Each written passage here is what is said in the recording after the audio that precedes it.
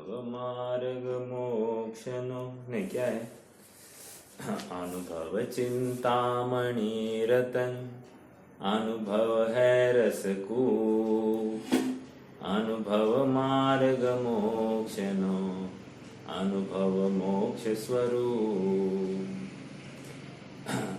अनुभव सचमुच चिंतामणि रतन कहा गया है। और अनुभव किसके कैसे होता है? स्वरूप का निर्णय करने से होता है। जब तक स्वरूप की भ्रांति है तब तक जीव अनुभव में नहीं है, वो उसको अनुभवाभास है, क्योंकि स्वरूप की भ्रांति पड़ी है। देखो, जीव दुखी क्यों है? क्योंकि अपने स्वरूप को नहीं जान रहा। जीव सुखी कैसे हो सकता है? स्वरूप को जानकर। इतनी सी बात है। अपना स्वरूप जाने बिना जीव सुखी नहीं हो सकता। अब मैं एक श्रेयांश से बात कर रहा था। अंगूर खा रहे थे हम, तो मैंने श्रेयांश को पूछा, क्यों बेटा इसमें खटास मिठास कैसे भरी होगी, किसने डाला होगा? वो श्रेयांश कहने लगा, क्या पापा, इसमें कोई मतलब क्या है, ये नेचुरल है। हमारे माता जी अभी बोलने लगे, नेचुरल नेचुरल नेचुरल है, स्वभाव से है, राइट। मतलब स्वभाव को चैलेंज नहीं किया जा सकता। क्यों है, किसने डाला, ये प्रश्न ही गलत है। उसी प्रकार मैं ज्ञानानंद स्वभावी हूँ, ज्ञान और आनंद से भरपूर हूँ, अंशन स्वभावी हूँ, अनहारी स्वभावी हूँ, स्नान स्वभावी हूँ, ये स्वभाव से ही हूँ। समझ में आ रहा है क्या? तो जैसा मुझे शक्कर खाते समय कोई शंका नहीं है कि मिठास कम होने वाली है, मिठास कम, उसी प्रकार आत्मा जिस समय में जान रहा है, उस समय में मुझे ऐसी शंका नहीं होनी चाहिए कि कैसे जान रहा है, क्यों जान रहा है। नहीं, ये स्वभाव है। समझ में आ रहा है क्या? भोजन लेते समय में भी मैं जान रहा हूँ, क्योंकि अन्न का एक कण भी मुझ में जा नहीं रहा है। बहुत तकलीफ की बात। फिर अगला प्रश्न मैंने श्रेयांश से किया, ये अनशन स्वभाव का निर्णय क्यों नहीं होता है बेटा अपना? बाकी देखो, बाकी सभी चीजों का हम निर्णय कर सकते हैं, अनशन स्वभाव का क्यों निर्णय नहीं होता है? क्योंकि देखो ना, कैसा निमित्त नैमित्तिक संबंध है। इस देह के साथ में ऐसा संयोग पड़ा है कि इसको छोड़े भी नहीं बनता और इसको पकड़ के भी नहीं बनता। समझ में आया? पकड़ा तो मिथ्यात्व, छोड़ा तो भी मिथ्यात्व। अब है उस अवस्था में भी उससे विरक्त कैसे रहा जा सकता है, उसकी बात है। और ये एक उत्कृष्ट उदाहरण हमारा मुनि स्वरूप चल रहा है, अर्थात मुनिचर्या है। उत्कृष्ट उदाहरण, खाते हुए भी नहीं खा रहे हैं, देखते हुए भी नहीं देख रहे हैं, बोलते हुए भी नहीं बोल रहे हैं। आहा, ऐसा हो सकता है क्या? हो रहा है, हो रहा है। अर्थात यह बोलते हुए नहीं बोल रहे का आधार उनकी श्रद्धा और 3 कषाय चौकड़ी का अभाव है। समझ में आ रहा है क्या? श्रद्धा पर में अपनत्व नहीं स्थापित कर रही है, तो नहीं कर रही है तो अपने आप वो पर के भोक्ता नहीं बन रहे हैं, पर के स्वामी नहीं बन रहे हैं। देखो, श्रद्धा के 4 पैरामीटर्स बताए गए, एकत्व, ममत्व, कर्तृत्व, भोक्तृत्व। क्या क्या कहा? एकत्व, पर में एकत्व, यह मैं, ममत्व, यह मेरा, मैं इसका कर्ता, कर्तृत्व, और मैं इसका भोक्ता, भोक्तृत्व। तो ये सब श्रद्धा ही कर रही है। तो कह रहे श्रद्धा में जब अपने में अपनत्व हो गया ना, अपने आप इन बाहर के चीजों के साथ परत्व हो ही जाता है। देखो, 93 नंबर की गाथा, ज्ञान गे क्या है, गे प्रज्ञापन अधिकार, गे तत्व प्रज्ञापन अधिकार। क्या आ गई थी, किसको याद है? क्या नहीं याद होगी, मुझे मालूम है। वहां पर वो गाथा का भाव, पज्जय मूढ़ा ही पर समया, जो पर्याय में मूढ़ है वो पर समय है। वहां पर 3 प्रकार की मूर्ताएं बताइए, 3 प्रकार की मूर्ता। हमको कौन सी मूर्ता मालूम है? देव मूर्ता, गुरु मूर्ता और लोक मूर्ता, है ना? तो यही हमको मालूम है। वहां पर भी 3 बताइए। वहां द्रव्य मूर्ता, गुण मूर्ता, पर्याय मूर्ता। अच्छा, क्या होती है ये द्रव्य मूर्ता? क्या होती है? हमने पढ़ाई की है, अब सब साफ हो गया होगा, मुझे मालूम है। द्रव्य मूर्ता क्या कहेंगे? कोई बताएगा अपने में से? द्रव्य मूर्ता, गुण मूर्ता और पर्याय मूर्ता।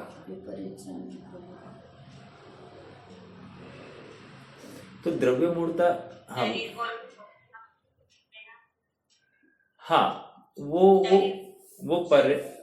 पर्याय मूर्ता में जाएगी। देखो, द्रव्य में मतलब 2 द्रव्य लेना, अपने आत्म द्रव्य को छोड़कर इस असमान जातीय द्रव्य को हाँ, जो दिखाई दे रहा है पुद्गल, उसको अपना मानना। ठीक है, तो ये द्रव्य मूर्ता हो गई।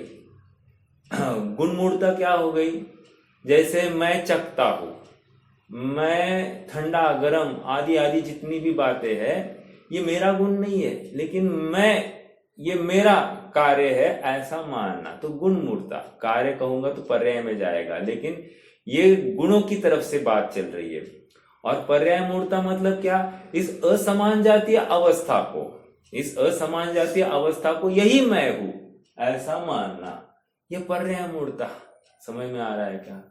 ऐसी मूर्ता हमको यहाँ पर अध्यात्म की ये 3 मूर्ताएं हैं, हमको यहाँ पर बताई गई।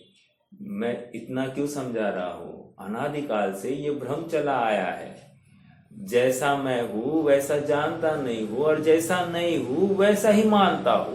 समझ में आ रहा है क्या? और इसकी वजह से ये मेरी दुख भरी दास्तान का दी एंड हो ही नहीं रहा है, चैप्टर क्लोज हो ही नहीं रहा है। देखो, हम कोई पुस्तक पढ़ रहे होंगे, पुस्तक में चैप्टर होगा कोई, वो चैप्टर के पन्ने पलट रहे, खत्म ही नहीं हो रहा है। फिर हमको थकान हो जाती है ना, क्यों हो गई? अरे कहीं ना कहीं अंत आना चाहिए कि नहीं? जो ये बात हमको लौकिक कार्यों में स्वीकार है, दिन भर काम कर रहे हैं, तो दिन भर के काम का कहीं ना कहीं अंत आना चाहिए कि नहीं? हम इससे ज्यादा काम नहीं कर सकते, ये हो रहा है कि नहीं हो रहा है? तो इसका मतलब कहीं ना कहीं जीव का स्वभाव से ये स्वीकार है कि पर का कार्य करना बोझ रूप है, फिर भी नहीं मानता है। देखो, ये एनालिसिस करनी है, फिर भी नहीं मानता है और स्वभाव को नहीं ध्याता है। स्वभाव में ध्याने में पुरुषार्थहीन हुआ है, नपुंसक हुआ है, और पर द्रव्यों की प्रवृत्ति में विशेष पुरुषार्थी हुआ है। ये मेरा कार्य ऐसा मानकर उसमें प्रवृत्ति करता है। सुखी होना है तो तत्व निर्णय करना पड़ेगा। देखो, और एक प्रकरण, ये श्रेयांश का स्वाध्याय चल रहा है ना, तो वो थोड़ा थोड़ा सुनता हूं तो मुझे वो भी विकल्प आ जाता है कि उसका भी अंश ले लूं यहाँ पर। देखो, जैसे अपने रिलेटिव है ना, मतलब मैं नॉन रिलेटिव कोई बात नहीं करूंगा। जैसे अभी तत्वार श्रद्धानम सम्यक दर्शनम, बराबर, ये तत्वार सूत्र का सूत्र है। क्या? तत्वार का श्रद्धान करना ही सम्यक दर्शन है। तो हमने पहले ही देखा है कि 7 तत्व है, 7 तत्वों का श्रद्धान सो सम्यक दर्शन। 7 तत्व कौन से?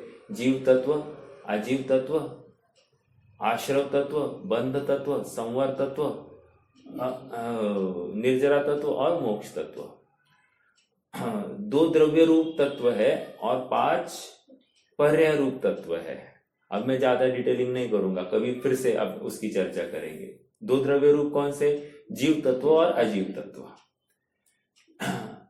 तो मोक्षमय प्रकाशक में प्रकरण आया, या 6 ढाला में भी आया जीवादि प्रयोजन भूत तत्व सरधैति न माही विपर्यप्त।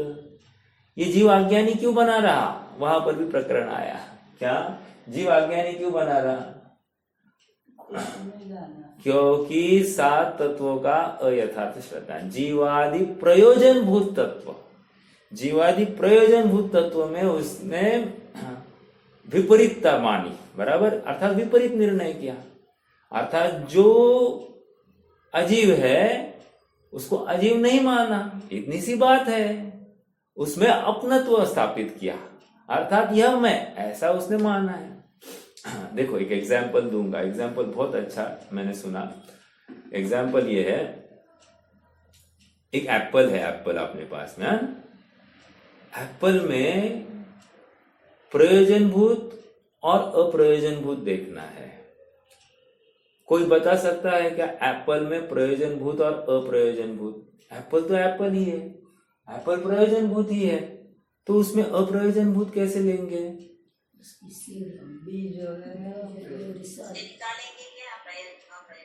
छिलका, अरे छिलका तो बहुत कार्यकारी रहता है, लेकिन आजकल सब उसमें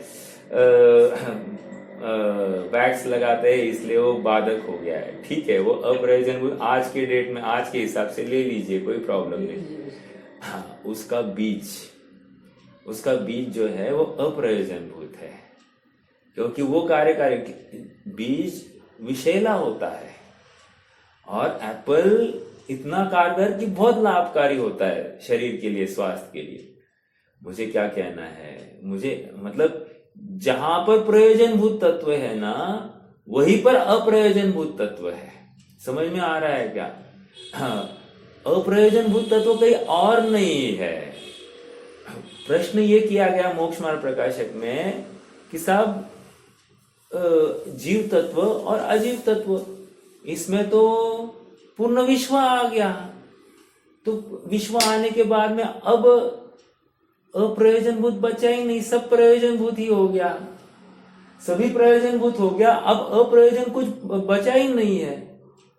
तो फिर पंडित जी साहब ने कहा जिससे हमारा कार्य सिद्ध हो वो प्रयोजनभूत, और जिससे कार्य सिद्ध नहीं होता है वो अप्रयोजनभूत। समझ में आ रहा है क्या? अब एप्पल है, एप्पल में जिस भाग से मेरा कार्य सिद्ध होने वाला है वो प्रयोजनभूत हो गया, और जिस भाग से मेरा कार्य सिद्ध नहीं होने वाला है वो अप्रयोजनभूत हो गया। तो एक ही वस्तु में प्रयोजन और अप्रयोजन देखना आ गया। समझ में आ रहा है? देखो देखो और एक बार देखो, ये पेन है ना मेरा, राइट? इसको क्या कहेंगे? द्रव्य दृष्टि से क्या कहेंगे इसको? द्रव्य दृष्टि से द्रव्य, ये पुद्गल द्रव्य है, बराबर, द्रव्य दृष्टि से ये पुद्गल है। तत्व दृष्टि से क्या है ये?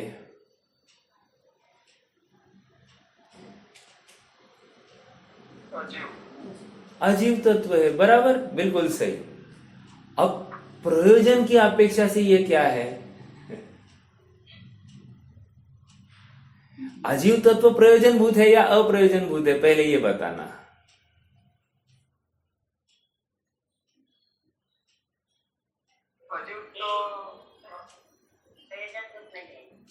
अरे आपने तो खत्म कर दिया। अरे जीवादि प्रयोजन भूत, जीव आदि, आदि कहकर क्या कहा? जीव तत्व। मैंने आज भी अभी स्टार्टिंग करते हुए मैंने कहा ना कि जीव तत्व, अजीव तत्व, आश्रव तत्व, बंध तत्व, संवर, निर्जरा और मोक्ष, ये प्रयोजनभूत तत्व है। अब ये जो पेन है ये प्रयोजनभूत है या अप्रयोजनभूत?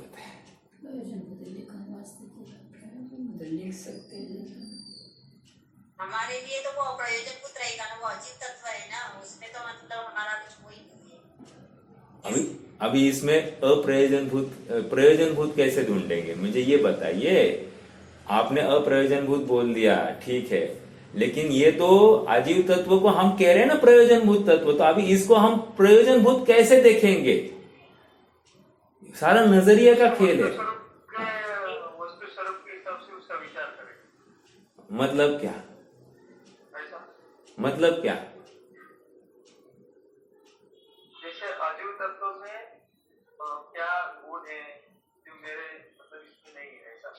हाँ, मेरे इसमें नहीं, ठीक है, मेरे इसमें नहीं, मतलब इतना ही मैं अभी इसको कंक्लूड करता हूँ और सार निकाल के कहता हूँ। यह मैं नहीं, समझ में आ रहा है क्या? यह मैं नहीं, ऐसा मैंने इस पेन को देखकर जानकर माना, खत्म। अर्थात इसमें अपनत्व करने योग्य नहीं। अब गाड़ी, बंगला, स्त्री, पुत्र, मकान, सब में ऐसा करना। जहां पर प्रयोजनभूत है वहीं पर अप्रयोजनभूत है। और प्रयोजनभूत हो गया, अप्रयोजनभूत क्या है? अप्रयोजनभूत ये पुद्गल है, स्पर्श रस गंध वर्ण वाला है, ये मेरे से विजातीय है, ये अप्रयोजनभूत हो गई बात। ये मेरे काम का नहीं है, ये मेरे काम का नहीं है, ये अप्रयोजनभूत। और प्रयोजनभूत कि यह मैं नहीं, ऐसा जो मानना हुआ, ये प्रयोजनभूत बात हो गई। समझ में आ रहा है क्या? मतलब जो चीज है उसमें ही प्रयोजन और अप्रयोजन छिपा हुआ होता है। निष्कर्ष, ये जो अज्ञानता, ये जो मूर्ता चल रही है, द्रव्य मूर्ता, गुण मूर्ता, पर्याय मूर्ता, ये अनादिकाल से चल रही है। स्वरूप को ठीक से समझा नहीं, जाना नहीं है। और मुनिराज ने अपने स्वरूप का यथार्थ निर्णय करके इस मार्ग पर चलने का साहस किया है। ऐसा साहस आज हम गृहस्थ अवस्था में धारण नहीं कर पा रहे हैं। लेकिन कर ही नहीं सकते क्या? ये बात नहीं, कर सकते हैं, विश्वास की बात है। समझ में आ रहा है क्या? जिसको स्वरूप का निर्णय पक्का हो गया है, स्वरूप की भ्रांति हट गई है, वो भी इस मार्ग पर चलने के लिए कटिबद्ध होता है। उसको यह विश्वास स्वयं अपने से, अंदर से आता है। उसको कोई दूसरा नहीं, यू कैन करने वाला कोई नहीं है। वह स्वयं के लिए वो कहता आई कैन, आई विल, ऐसा वो कहने लगता है। समझ में आ रहा है क्या? मैं दूसरे के लिए हवा भरता रहूं, तू कर सकता है, तू कर सकता है, नहीं लेकिन, नहीं लेकिन। जैसे कृष्ण और अर्जुन, राइट? अर्जुन कहा नहीं साहब मैं नहीं मार सकता। अरे तू मार सकता है, सब मैंने नक्की कर दिया है, तुझे फोटो दिखाता हूं। उसको फोटो दिखा दिया, अरे मैं मारता हुआ दिखाई दे रहा, तो उसको विश्वास आ गया। ये अन्य मतियों की बात है। और हमको क्रमबद्ध पर्याय दिखा दी, सब हो गया है नक्की, तुझे कुछ नहीं करना है, अब कुछ नहीं करना है, ओके रिलैक्स। फिर मुझे करना क्या है? तत्व निर्णय करना है। मेरी वस्तु स्वरूप को समझना है और उस वस्तु स्वरूप को समझकर उसी को ध्याना है। भ्रांति हट जाएगी, सहजता इसी के बल पर आएगी, आकुलता अपने आप घट जाएगी। पर द्रव्य अकिंचित कर है, मुझे वो ना सुख का कारण है ना दुख का कारण है, ऐसा निर्णय करके स्वभाव में आता है। समझ में आ रहा है क्या? और मुनिराज ने ये अभ्यास काफी पहले से किया है, मिथ्यात्व अवस्था से, गृहस्थ अवस्था से किया है। और over the period of time इतनी अभ्यास की तीव्रता हो गई है, झटके में निर्णय होते हैं फटाफट। जैसे कोई विषय है, हमने पहली बार पढ़ने के लिए मान लो 1 महीना लग गया, दूसरी बार पढ़ने के लिए हमको 15 दिन लग गए, तीसरी बार पढ़ने के लिए 5 दिन लग गए। और एग्जाम के समय में कितने मिनट में पढ़ते हैं? एक पूरा बुक हम एक झटके में, रैपिड फायर, आग बंद करते पूरा बुक झलक जाता है ज्ञान में, होता है कि नहीं होता है? अर्थात एक आधे पौने घंटे में पूरा बुक कवर कर सकता हूं, इतना मेरे पास में वो सामर्थ्य है। ये क्यों हुआ? करत करत अभ्यास के, निरंतर अभ्यास, निरंतर अभ्यास, निरंतर अभ्यास, निरंतर अभ्यास। और अभ्यास कौन सा? यह मैं, यह पर, ये पर मैं नहीं हूं। समझ में आ रहा है? ये जो जानने में आ रहा है ये मैं नहीं हूं, जो जान रहा है वो मैं हूं। समझ में आ रहा है?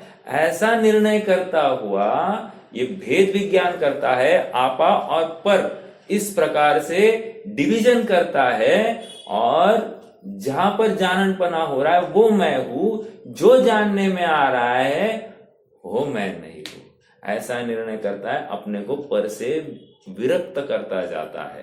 ये अभ्यास अहर्निश चलता है। रात में खाते पीते सोते बैठते उठते निरंतर चलता है। और निरंतर विवेक भी जागृत होता है। विवेक की कमी नहीं होती है, विवेक की अधिकता होती है। होता क्या है, परद्रव्य का मैं कुछ भी नहीं करता, कोई परद्रव्य मेरे लिए कार्यकारी नहीं, तो इसको परद्रव्य के प्रति उद्दंडता आती है, अविवेक होता है, अविनय करता है। ऐसा नहीं है, जितना जानता है उतना विनय और विवेक से युक्त होता है, तभी तो कहेंगे सफल। देखो, वृक्ष को फल लगते हैं तो वृक्ष क्या होता है, झुकता है कि नहीं?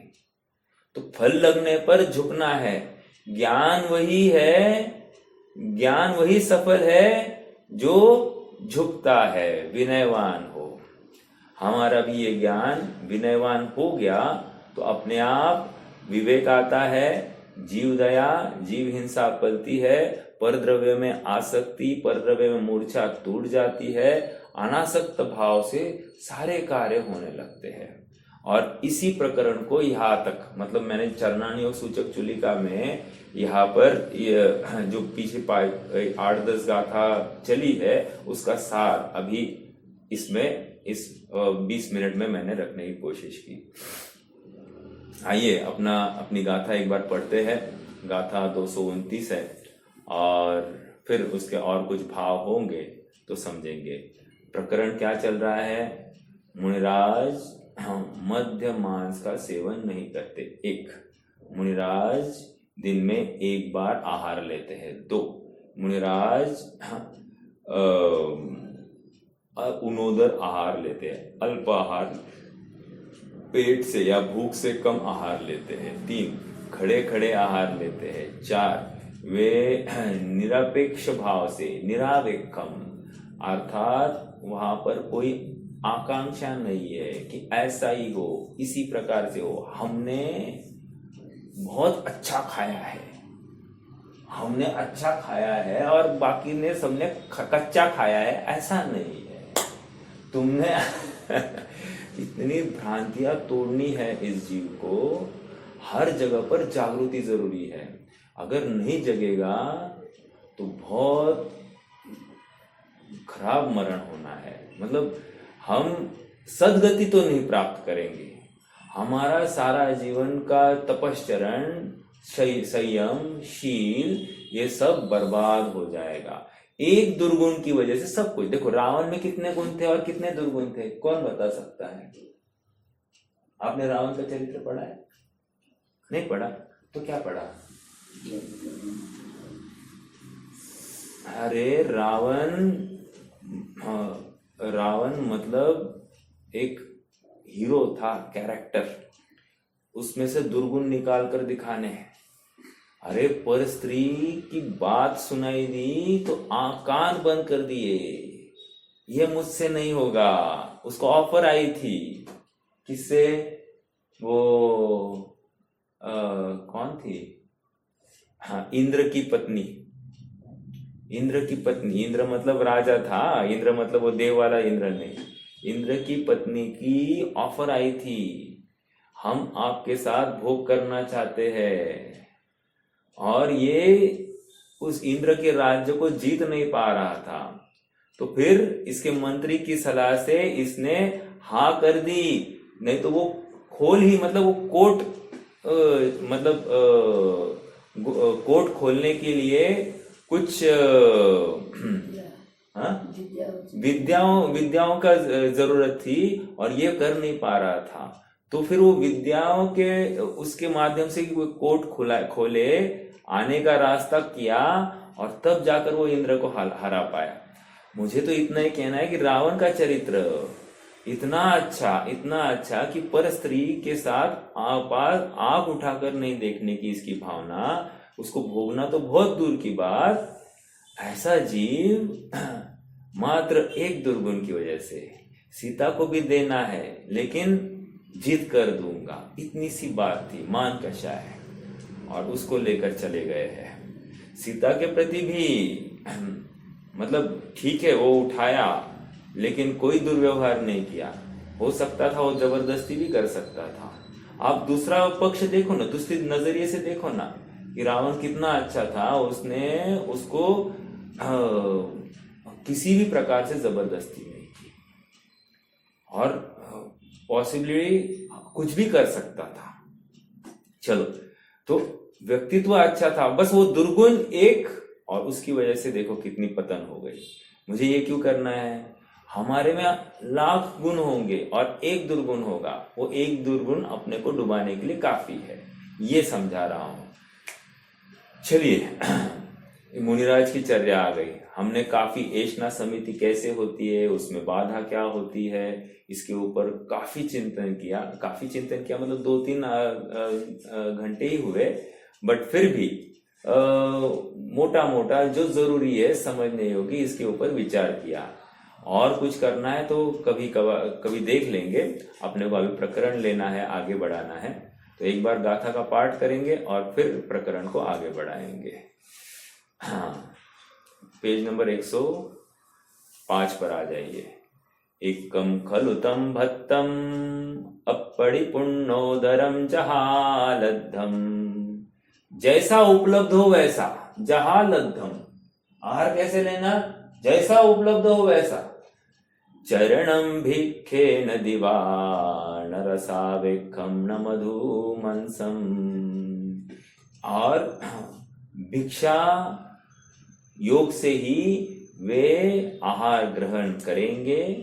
भिक्षा में वहां पर उद्दिष्टता नहीं हो। उद्दिष्टता मतलब क्या? मांग कर नहीं होगा, उनके निमित्त से नहीं होगा, उनके निमित्त से कुछ भी नहीं होगा। समझ में आ रहा है? चरणम भिक्षेण दिवा न रसावेकम न मधुमंसम। रस की अपेक्षा से रहित होगा, मतलब सरस हो निरस हो उसकी बात नहीं है। और न मधुमंसम, देखो आहार निरस हो कोई प्रॉब्लम नहीं, लेकिन एट द सेम टाइम ये निर्णय करना कि मैं सरस हूं। सरस हूं मतलब अरे मैं आनंद से भरपूर हूं, आनंद रस से भरपूर। समझ में आया? सरस का अर्थ क्या लिया? आनंद रस से भरपूर हूं, बाकी का कुछ भी नहीं है मेरे में, इसलिए निरसता भी मुझे प्रभावित नहीं करती है। वो वस्तु उसमें ही है। ये स्वरूप भ्रांति है कि ये वस्तु ऐसी ही खानी, ये वस्तु ऐसी ही खानी। नहीं नहीं नहीं नहीं नहीं, जैसी है वैसी लेनी। समझ में आ रहा है क्या? अभ्यास करना है, ये हर किसी को करना है। मैं किसी एक इंडिविजुअल की बात नहीं कर रहा हूं, लेकिन हम अड़े हैं तो इसकी वजह से। देखो, दो बातें और, एक है रसना इंद्रिया और एक है स्पर्शन इंद्रिया। ये दो इंद्रिया में ही जीव का जीवन ज्यादा गया है। एक तो रसना इंद्रिया और एक स्पर्शन इंद्रिया। स्पर्शन इंद्रिया में तो साहब कितनी, उसको तो हेडक्वार्टर है उसका, स्पर्शन इंद्रिया वाला। और कदाचित थोड़ा सा ऊपर आया, रसना इंद्रिया मिली, उसने उसका मिसयूज करना ही चालू कर दिया। समझ में आ रहा है क्या? इसलिए इसके बल पर इसको अधिक काल वही पर बिताना पड़ा है। एक तो देह में ममत्व, और एक देह मतलब स्पर्शन इंद्रिया, और एक तो रसना इंद्रिया में ममत्व। ठीक है, देखो आइए यहाँ पर बाकी और कुछ नहीं। चरणानुयोग में खान पान की बात रखी इन्होंने। और आप अगर तत्वार सूत्र के 7वें अध्याय में देखोगे, 5 पापों का त्याग और उसकी भावनाएं और उसके अतिचार आप देखोगे तो भावना में, हर पाप के भावना में आहार संबंधी बात आई है। हाँ, हर पाप के। एक एग्जाम्पल रखो क्या? एग्जाम्पल देता हूँ। तत्वार सूत्र यहाँ पर नहीं, 1 मिनट, चलो एग्जाम्पल मैं देता हूँ। देखो, ये ऐसा पढ़ाई करेंगे ना हम, तो थोड़ा सा और डेप्थ में बात जाती है, और फिर हमको थोड़ी सी बुद्धि ठिकाने पे आती है। नहीं तो फिर चल रहा है, उसमें कोई इसेंस नहीं है, सार नहीं है। देखो, 6वां अध्याय, देखो 7वां अध्याय आ गया है ना। 7वां अध्याय पेज नंबर 134-135 पर है। देखो भावनाएं, 5 व्रतों की भावनाएं निरंतर भाता है। क्या क्या आया देखो, वांग मनोगुप्ति, ये अहिंसा व्रत की भावना। वांग मनोगुप्तिर्यादान निक्षेपन समित्या आलोकित पान भोजनानी पंच। एक महत्वपूर्ण शब्द डाल दिया। किसकी भावना चल रही है? अहिंसा व्रत की भावना। अभी अनुव्रत लेना है, महाव्रत लेना है, आप लगा लीजिए। मैं अहिंसा व्रत ले रहा हूं, तो अहिंसा व्रत की भावना में क्या कह रहे हैं? आलोकित पान भोजनानी पंच। आलोकित पान मतलब क्या?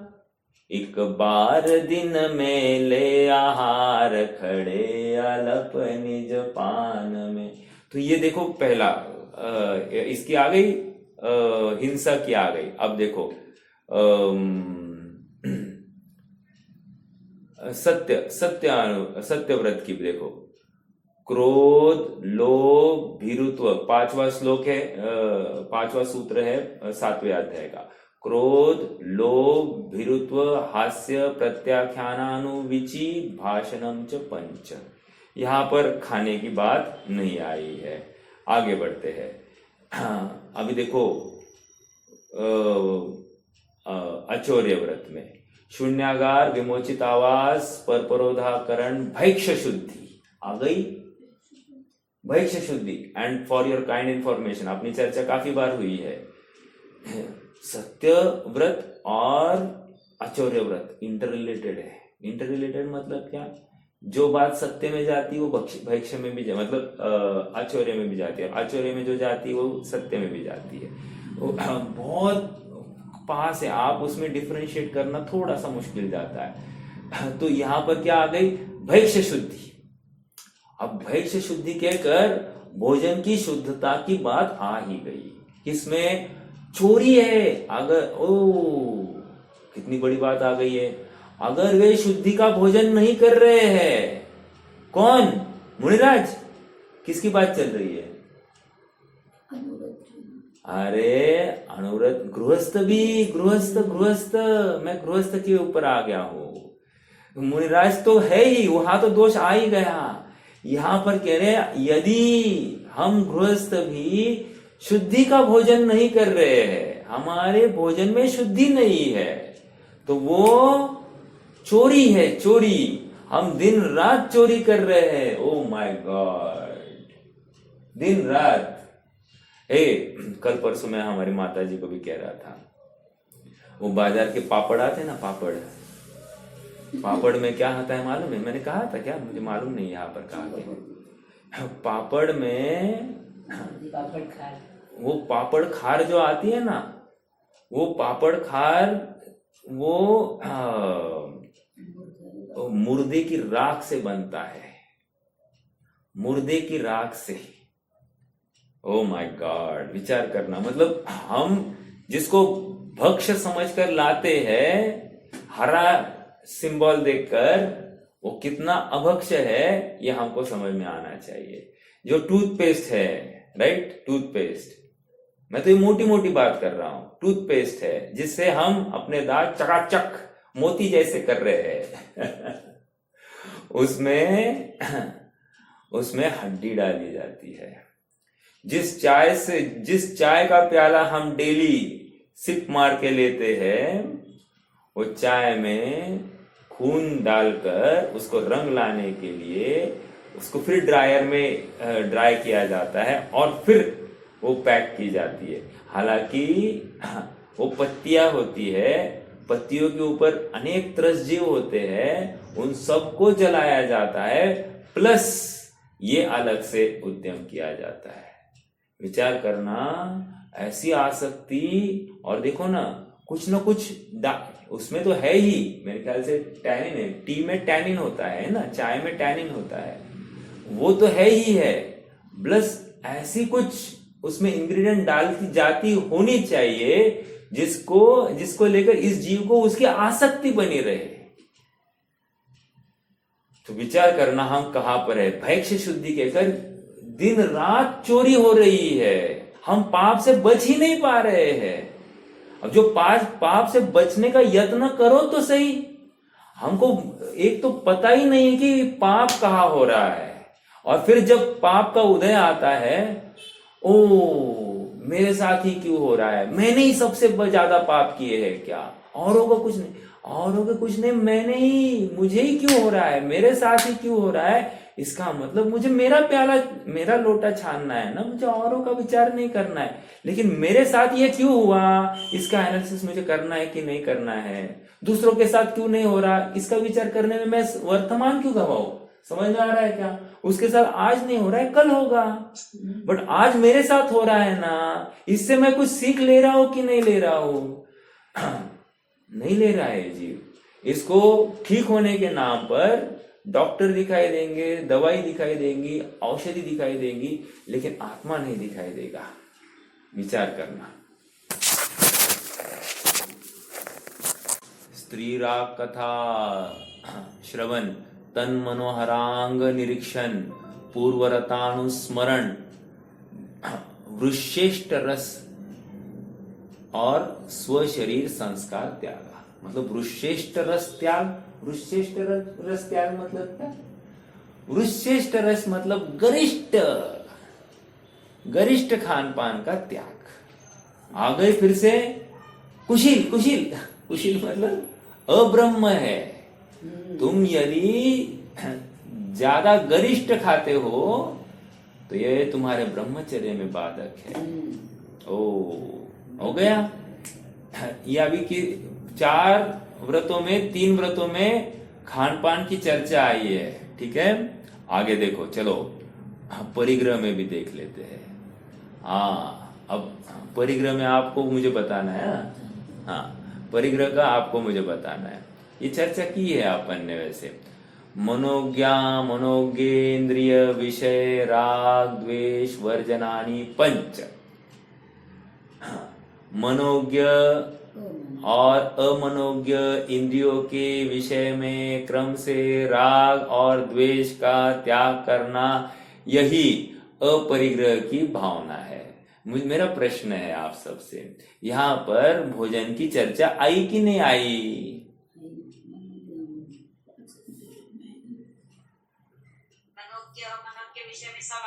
हाँ, मनो के विषय में खान पान की तो बात आ गई, और अमनो के विषय में भी खान पान की बात आ गई। हाँ, ये परिग्रह है। देखो 5 भावनाओं में 4 भावनाओं में खान पान की चर्चा इंक्लूडेड है। तो मुझे ये इतना हाईलाइट क्यों करना था। आचार्य देव ने यहाँ पर मात्र खान पान के ऊपर ही चर्चा की, बाकी नहीं की। इसलिए मुझे लगा कि आपको दिखाओ कि खान पान का दायरा कितना बड़ा है। मतलब ये दिन भर खान पान की तो सोचता है। आप अपना स्वयं का एनालिसिस करो, और इस एनालिसिस में प्रत्येक 5 मिनट में आपने खान पान के बारे में कितना सोचा, ये थोड़ा सा एनालाइज कीजिए। आप पाओगे कि एटलीस्ट, मतलब जब तक जग रहे हैं उतने काल में हम आधे से ज्यादा समय खान पान का विचार करते हैं, आधे से ज्यादा। अब हाँ, हमारी श्रीमती जी कह रही कि नहीं साहब पूरा दिन जाता है। नहीं, ये हंसने की बात नहीं है, ये खेद की बात है। मुझे ये सब दिखाई दे रहा है लेकिन आत्मा नहीं दिखाई दे रहा, यही तो भ्रांति है। समझ में आ रहा है क्या। मतलब शुद्धि के खान पान के पीछे मैंने क्या खड़ा किया है, मैंने एक्स्ट्रा लेबर, एक्स्ट्रा जॉब खड़ा किया, और आत्मा विस्मृत हो गया है। शुद्धि का भोजन इसलिए था कि आत्मा की खबर लेने के लिए समय मिले, और हुआ ऐसा कि शुद्धि का भोजन करते करते, उसकी व्यवस्था करते करते मेरी कमर टूट गई, मेरी गर्दन अकड़ गई, आंखें खराब हो गई, लेकिन आत्मा नहीं मिला। हो रहा है कि नहीं ऐसा। हो रहा है। विचार करना। मतलब रसना लोलुपता के वश ये सब कर रहा है ये जीव। अगर विरक्तता होती नीरस जैसा दाल रोटी आ गई सामने उतना ही खा लिया होता, कितनी इसका समय कितना बचता। देखो एक जगह पर आरम त्याग प्रतिमा वाला जीव है ना। आरम त्याग प्रतिमा कौन सी है? 5वीं 6ठी 7वीं 8वीं कौन सी है, किसको पता है? आरम त्याग प्रतिमा 8वीं प्रतिमा है, राइट। आरम त्याग प्रतिमा वाला जीव भोजन करता होगा तो क्या करता होगा? वो भी तो खा रहा है कि नहीं खा रहा है? 2 टाइम खाता है कि नहीं? तो क्या खा रहा होगा? अरे दाल रोटी खा रहा है। अब कदाचित उसको तो आराम करना नहीं है, चलो मैं ब्रह्मचर्य वाले में लेता हूँ, सातवीं प्रतिमा वाला लेता हूँ। वो 2 टाइम खा रहा है, तो 2 टाइम खाते हुए वो क्या कर रहा है? वो कम से कम इंग्रेडिएंट्स में बना हुआ भोजन ले रहा है। एक दूसरा, क्यों देखो, जितने ज्यादा इंग्रेडिएंट्स बनाओगे ना आप, उतने ज्यादा बर्तन लगेंगे, परिग्रह बढ़ेगा। जितने ज्यादा इंग्रेडिएंट्स की कल्पना करोगे, उसके लिए उतनी व्यवस्था अधिक करनी पड़ेगी, उतना बाजार भागना पड़ेगा। उसके बिना तुम्हारा काम नहीं चलेगा, तुम्हारा भोजन नहीं चलेगा। भोजन ठीक नहीं हुआ, ऐसा निरंतर वो एक सबकॉन्शियस माइंड में चलता रहेगा। तो यहाँ पर वो निरंतर कम से कम खा रहा है, कम से कम इंग्रेडिएंट्स में लेकर। देखो भोजन तो करेगा, भूख से कम, सब कुछ मिक्स करो, कुछ भी करो, उसकी बात नहीं चल रही। बात ये चल रही कम से कम में कर रहा है। फिर से सब कुछ मिक्स करने में 50 डिब्बे इकट्ठा करने पड़ेंगे, 50 चीजों को धोना पड़ेगा, और फिर जाकर वो सब मिक्स होगा।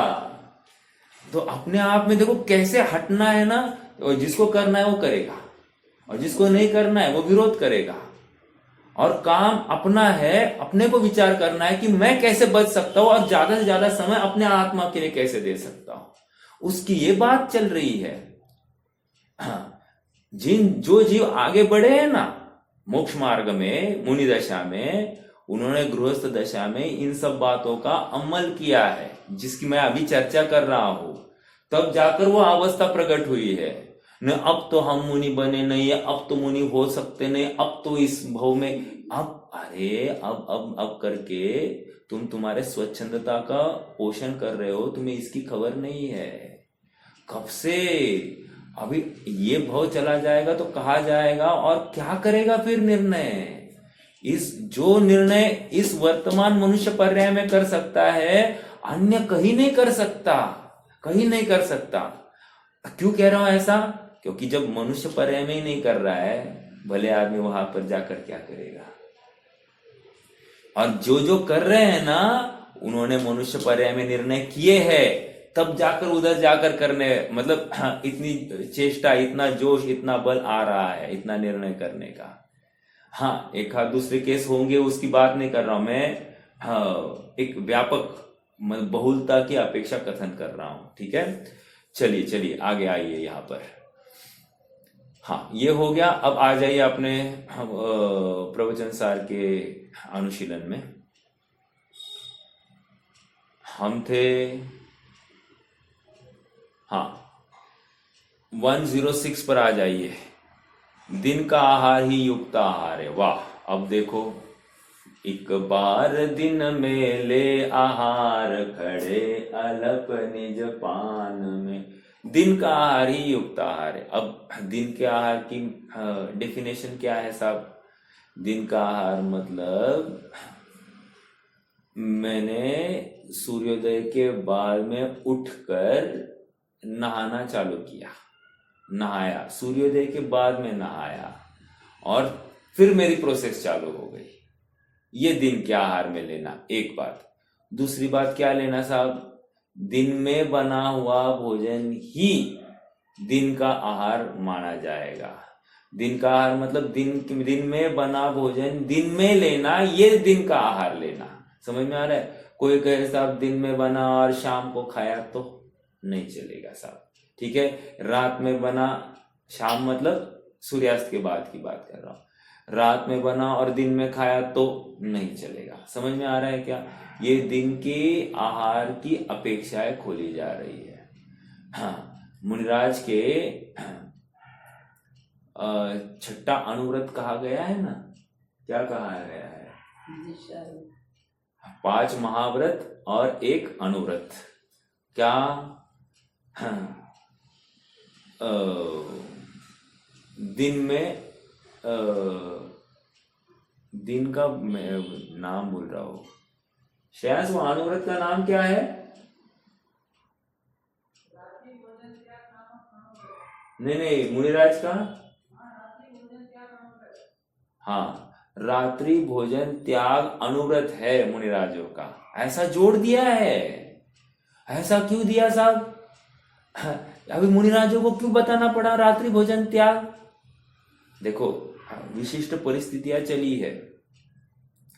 जो श्वेतांबर मत खड़ा हुआ, तो श्वेतांबर मत के खड़े होने में वहां पर जिस परिस्थितियों में श्वेतांबर मत में जो ट्रांजिशंस आए हैं, उस ट्रांजिशन को लेकर यहां पर रात्रि भोजन त्याग कहना पड़ा है, एक बात।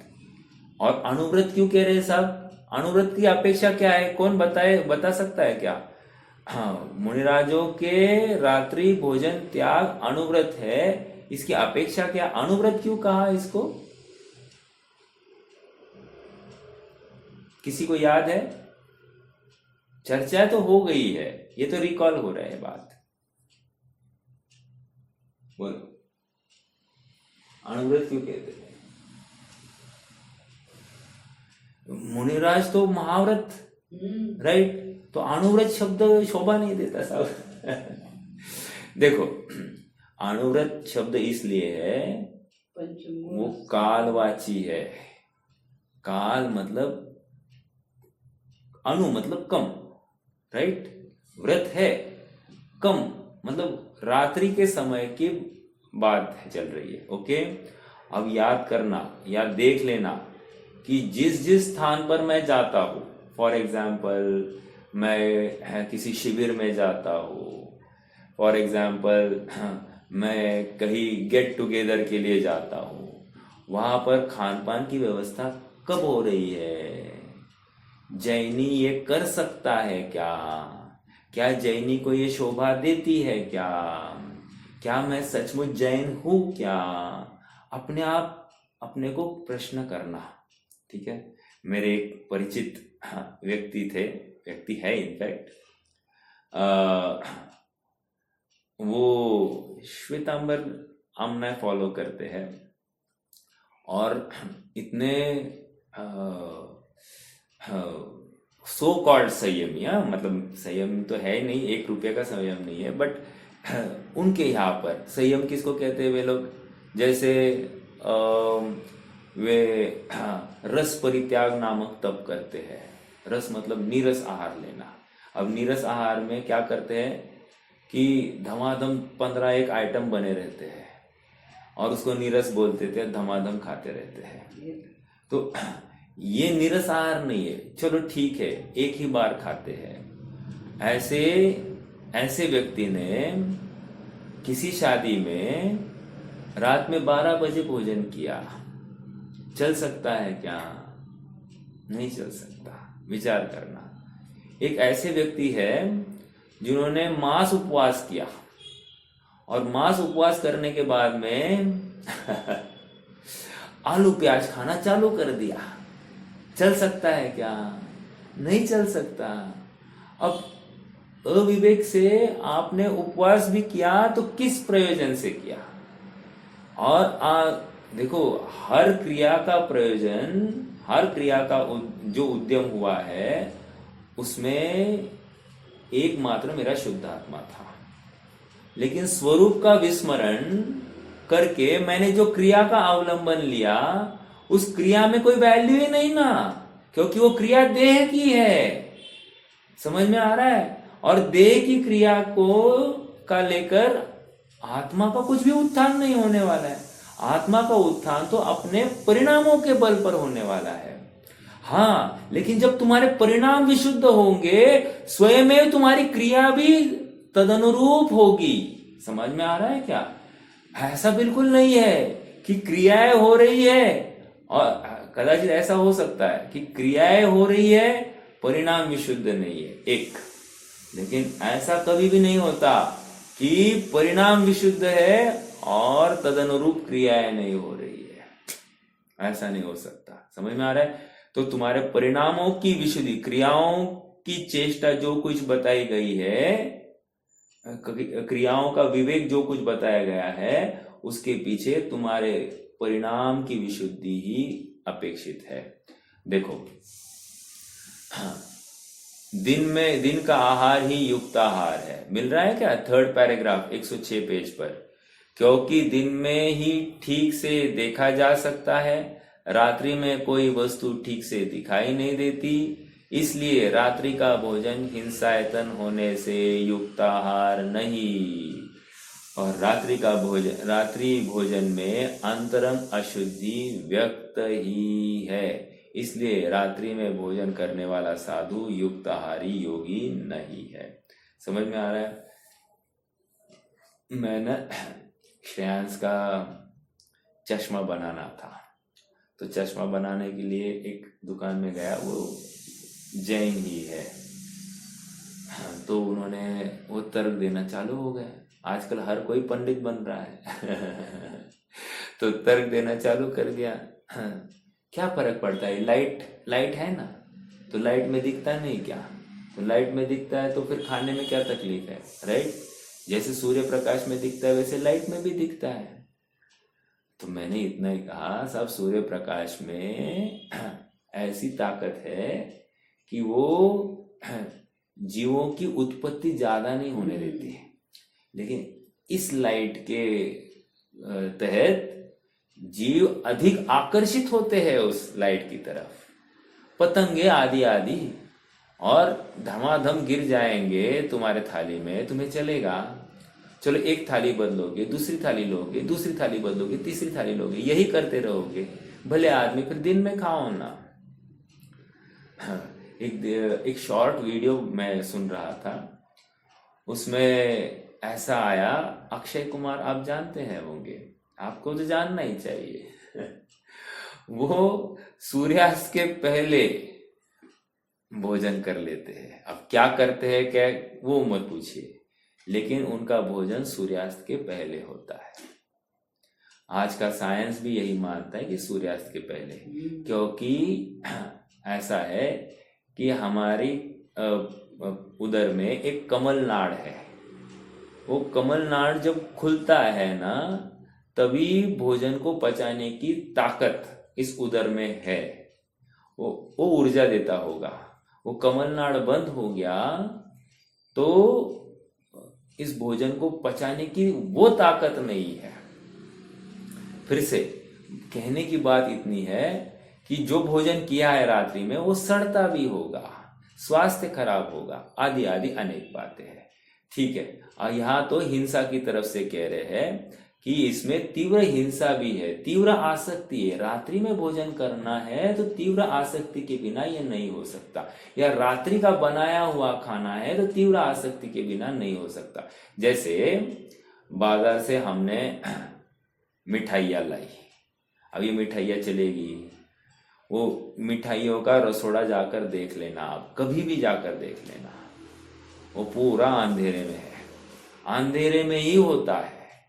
वहां पर बिजली के नाम पर बल्ब चलते रहता है, लेकिन प्रकाश तो बिल्कुल नहीं होता है। समझ में आ रहा है? अब ऐसी जगह पर, अरे अपने यहाँ पर ऐसा कहते हैं, अगर अपने चौके में प्रकाश व्यवस्थित नहीं होगा और ऐसे चौके में बनाया हुआ भोजन अगर दिन में बिजली लगाकर किया है तो वो भी रात्रि भोजन के दायरे में चला जाएगा। इतना ही नहीं, हम लाइट लगाकर भोजन करें, दिन में कर रहे हैं, लेकिन संधि प्रकाश, कभी बारिश के मौसम होता है, उस समय में प्रकाश बहुत अंधुक हो गया है, ऐसे समय में लाइट लगानी पड़े तो वो भी रात्रि भोजन में चला जाएगा। समझ में आ रहा है क्या? हाँ, मनुस्मृति ग्रंथ में नरक द्वार कहे गए हैं, नरक द्वार। हाँ, चत्वारी नरक द्वार, और उसमें एक कहा है रात्रि भोजन। रात्रि भोजन करने वाला ये किसका? अन्यमति के ग्रंथ है। रात्रि भोजन करने वाला नरकगामी होता है। अब वो समझते नहीं है उनके ग्रंथों की भाषा, ये अलग बात, बट उनके ग्रंथों में पाया जा रहा है। एक समय ऐसा था कि सभी दिन में ही आहार करते थे। ओके, चलिए, रात्रि भोजन की बात आ रही है ना। हाँ, और सुनिए, दौलत राम जी ने, या समाधि तंत्र में भी आया है कि रात्रि भोजन त्याग नहीं है, इतना ही नहीं है, साथ साथ अभी मैं गृहस्थों की अपेक्षा बात कर रहा हूं। रात्रि में बोलना भी नहीं है, एक, रात्रि में गमन भी नहीं है, दो, ये भी साथ साथ रात्रि भोजन के साथ साथ जोड़ लेना, मतलब मौन ही रखनी है। और सुनिए, चौथी बात, रात्रि में बिजली भी नहीं लगानी है। ये सब रात्रि भोजन त्याग वाला जीव करता है, छठवीं प्रतिमा वाला। समझ में आ रहा है? भूमिका में और यथा योग्य अपने को भी शक्ति प्रमाण अपने अपने जीवन में प्रयास करना चाहिए। नहीं प्रयास हो रहा है तो एटलीस्ट निर्णय तो करना कि मैं क्या सही कर रहा हूं, क्या गलत कर रहा हूं। समझ में आ रहा है क्या? हाँ जी, देखो,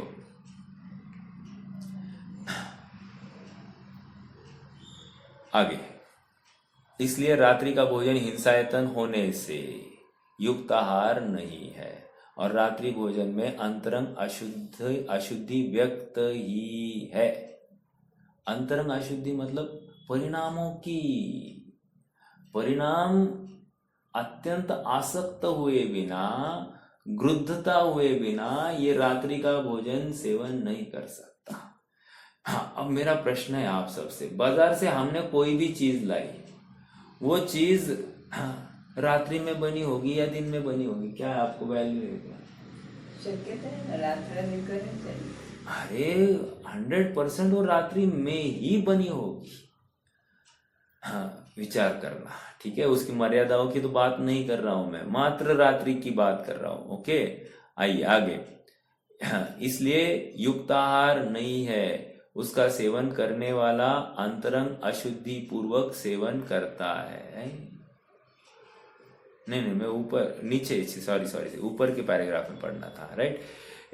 भोजन हिंसायतन होने से युक्ताहार नहीं है, और रात्रि भोजन में अंतरंग अशुद्धि व्यक्त ही है। इसलिए रात्रि में भोजन करने वाला साधु युक्ताहारी योगी नहीं है।